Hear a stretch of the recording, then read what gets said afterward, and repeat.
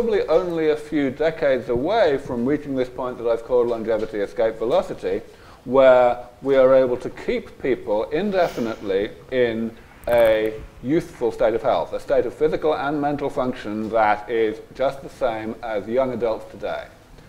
That state of health will, as a side effect, cause people to live, on average, as long as young adults would if their risk of death per year didn't go up. And since the risk of death per year that people have in young adulthood in the West these days is already less than 1 in 1,000, we get a 4-digit lifespan out of that calculation, calculation of half-life, if you like.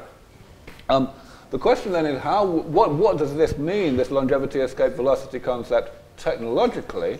What it means is not that we would have therapies that completely eliminate all of the types of damage that the body does to itself, but rather that we would eliminate most of that damage, thus buying ourselves time, another few decades maybe, to improve those therapies to get a little bit closer to that goal so that we could re-rejuvenate the same people even though they're chronologically older, and so on and so forth. The reason I call it escape velocity is because it's a finite rate of progress in actually improving the comprehensiveness of the therapies, but it has an infinite consequence. It's an asymptotic consequence. So it's just in the same way that if you fire a bullet into the air at 100 miles an hour, it goes this amount of height. If you do it at 200 miles an hour, it goes maybe 3 times higher, and so on. And eventually, there's a finite rate at which it'll carry on going forever.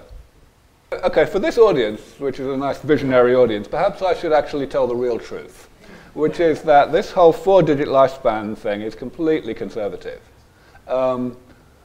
One thing that's already come up in the discussion of risk aversion is that it's pretty much guaranteed that as we make progress against our #1 cause of death as it currently stands, namely aging, we will care more about making progress against other causes of death.